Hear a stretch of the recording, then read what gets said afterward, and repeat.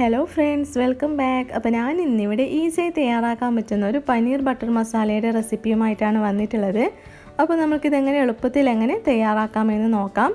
അപ്പോൾ ആദ്യം തന്നെ ഞാനൊരു ബൗളിലോട്ടേക്ക് കുറച്ച് പനീറൊന്ന് ഇട്ട് കൊടുത്തിട്ടുണ്ട്. ഇനി നമുക്ക് ഈ പനീറൊന്ന് മാരിനേറ്റ് ചെയ്യണം. അതിനായിട്ട് ഇതിലേക്ക് ആവശ്യത്തിനുള്ള ഉപ്പൊന്ന് ചേർത്ത് കൊടുക്കാം. അതുപോലെ തന്നെ ഒരു ടീസ്പൂണ് മുളകിൻ്റെ പൊടി ചേർത്ത് കൊടുക്കാം.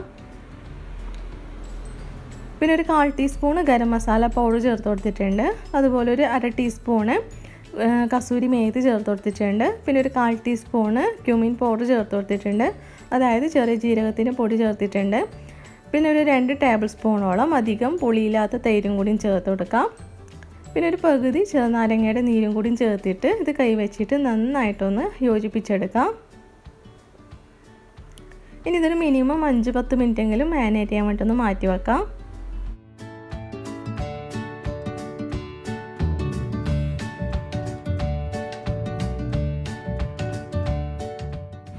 അപ്പോൾ ഒരു 10 മിനിറ്റ് മാരിനേറ്റ് ചെയ്യാൻ വെച്ചിട്ടുണ്ടായിരുന്നു. ഇനി നമുക്കൊരു പാനൊന്ന് ചൂടാക്കിയിട്ട് അതിലേക്ക് ഒരു 1/2 ടീസ്പൂൺ ബട്ടറും അതുപോലെ ഒരു 1/2 ടീസ്പൂൺ ഓയിലും കൂടി ഒഴിച്ചിട്ട് അതൊന്ന് ചൂടായി കഴിഞ്ഞാൽ അതിലേക്ക് പനീർ ഇട്ടിട്ട് നന്നായിട്ടൊന്ന് ഗ്രില്ല് ചെയ്തെടുക്കണം.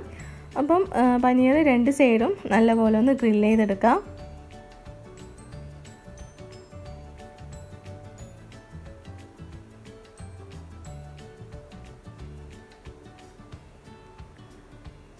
അപ്പോൾ ഇത് 2 സൈഡൊന്ന് ഗ്രില്ലായി കിട്ടുന്നവരൊന്ന് വെയിറ്റ് ചെയ്യാം.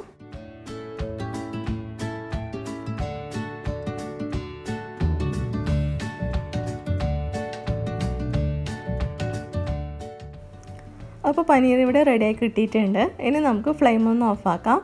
ഇനി ഇതിലേക്ക് വേണ്ടിയിട്ടുള്ള ഗ്രേവി തയ്യാറാക്കണം. അതിനായിട്ട് ഒരു പാനൊന്ന് വെച്ചിട്ട് അതിലേക്ക് ബട്ടർ ഇട്ട് കൊടുക്കാം. അപ്പോൾ ഏകദേശം ഒരു ടേബിൾ സ്പൂണ് ബട്ടർ ചേർത്ത് കൊടുത്തിട്ടുണ്ട്. അതുപോലെ ഇതിലേക്ക് ഒരു 4 വറ്റൽമുളക് ചേർത്ത് കൊടുക്കാം. ഇനി വറ്റൽമുളക് ബട്ടറിലിട്ടിട്ട് ഒന്ന് ജസ്റ്റ് ഒന്ന് സോട്ട് ചെയ്തെടുക്കാം. ഇനി ഇതിലോട്ടേക്ക് ഒരു വലിയ സവാള ചേർത്ത് കൊടുക്കുക. അപ്പം സവാള ചെറുതായിട്ട് കട്ട് ചെയ്തിട്ട് ചേർത്ത് കൊടുത്തിട്ടുണ്ട്. പിന്നെ ഒരു 2 വലിയ തക്കാളി ചേർത്ത് കൊടുത്തിട്ടുണ്ട്. അതുപോലെ ഒരു 2 പച്ചമുളകും കൂടിയും ചേർത്ത് കൊടുത്തിട്ടുണ്ട്. അപ്പോൾ നിങ്ങളുടെ എരിവിനനുസരിച്ചിട്ട് കൂട്ടുകയോ കുറയ്ക്കുകയോ ചെയ്യാവുന്നതാണ്. ഇതിപ്പോൾ അത്യാവശ്യം നല്ല സ്പൈസി ആയിട്ടാണ് ഞാൻ തയ്യാറാക്കുന്നത്. ഇനി നമുക്കിതിലോട്ടേക്ക് ഒരു ടീസ്പൂണ് ജിഞ്ചർ ഗാർലിക് പേസ്റ്റും കൂടിയും ചേർത്ത് കൊടുക്കാം. എന്നിട്ട് ഇതെല്ലാം കൂടിയിട്ടൊന്ന് ജസ്റ്റ് ഒന്ന് വഴറ്റിയെടുക്കാം.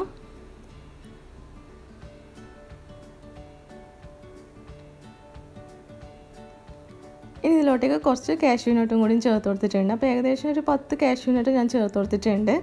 പിന്നെ അതും കൂടി ഒന്ന് ജസ്റ്റ് ഒന്ന് വഴറ്റിയിട്ട് നമുക്കിതിലോട്ടേക്ക് ആവശ്യത്തിനുള്ള ഉപ്പും അതുപോലെ ഒരു ടീസ്പൂണ് മുളകിൻ്റെ പൊടിയും കുറച്ച് കസൂരി മേത്തിയും അതുപോലെ ഒരു 1/4 ടീസ്പൂണ് ഗരം മസാലയും കൂടിയും ചേർത്ത് കൊടുക്കാം.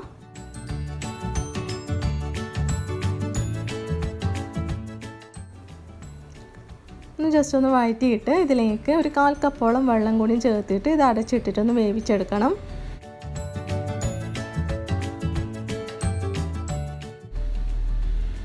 അപ്പോൾ തക്കാളിയും സവാളയൊക്കെ നല്ലപോലെ ഒന്ന് വേവുന്നവരെ ഒന്ന് വെയിറ്റ് ചെയ്യാം.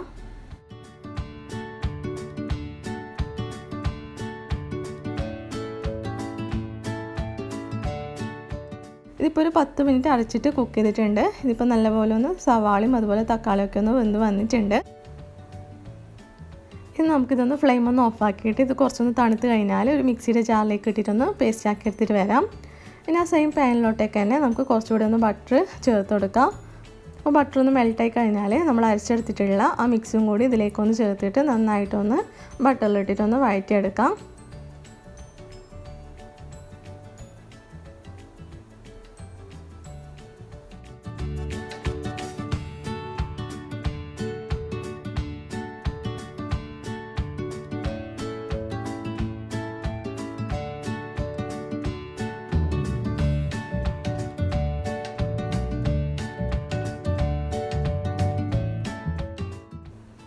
ഇനി നമുക്കിതിലോട്ടേക്ക് കുറച്ച് വെള്ളം കൂടി ഒന്ന് ചേർത്ത് കൊടുക്കാം. അപ്പോൾ എത്രത്തോളം ഗ്രേവിയാണോ അതിനനുസരിച്ചിട്ട് വെള്ളം കൂടി ഒന്ന് ചേർത്ത് കൊടുക്കാം. പിന്നെ ഒരു 1/4 ടീസ്പൂണ് ക്യുമിൻ പൗഡർ ചേർത്ത് കൊടുത്തിട്ടുണ്ട്. അതുപോലെ കുറച്ച് കസൂരി മേത്തിയും ചേർത്ത് കൊടുക്കാം. ഒന്ന് ജസ്റ്റ് ഒന്ന് മിക്സ് ആക്കിയിട്ട് നമ്മൾ നേരത്തെ ഗ്രിൽ ചെയ്ത് വെച്ചിട്ടുള്ള പനീറും കൂടി ഇതിലേക്കൊന്ന് ഇട്ട് കൊടുക്കാം.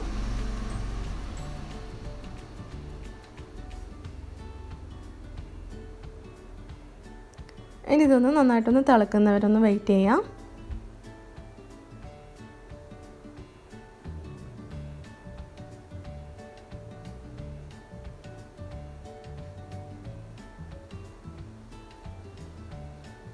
ഇതിപ്പം പനീറിൻ്റെ ആ ഫ്ലേവറൊക്കെ നമ്മൾ ഗ്രേവിയിലേക്ക് പിടിച്ചിട്ടുണ്ട്. അപ്പം ഇനി നമുക്കിതിലോട്ടേക്ക് കുറച്ച് ഫ്രഷ് ക്രീമും കൂടിയും ചേർത്തിട്ട് നന്നായിട്ടൊന്ന് മിക്സ് ചെയ്തെടുക്കാം.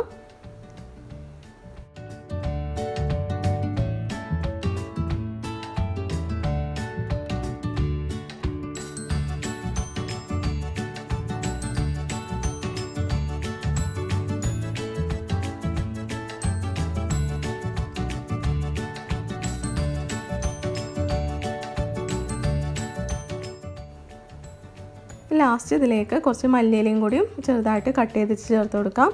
അപ്പോൾ നമ്മളുടെ പനീർ ബട്ടർ മസാല ഇവിടെ റെഡിയായി കിട്ടിയിട്ടുണ്ട്. ഇത് സെർവിങ് പ്ലേറ്റിലോട്ടേക്കൊന്ന് മാറ്റാം.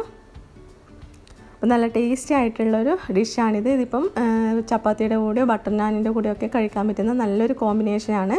അപ്പോൾ തീർച്ചയായിട്ടും ഇതെല്ലാവരും ഒന്ന് ട്രൈ ചെയ്ത് നോക്കാം. അപ്പോൾ ഇഷ്ടപ്പെട്ടെങ്കിൽ ഫ്രണ്ട്സ് ആൻഡ് ഫാമിലിയുമായിട്ടൊന്ന് ഷെയർ ചെയ്യാം. അപ്പോൾ ഉടൻ തന്നെ വേറൊരു വീഡിയോ ആയിട്ട് വരാം. താങ്ക്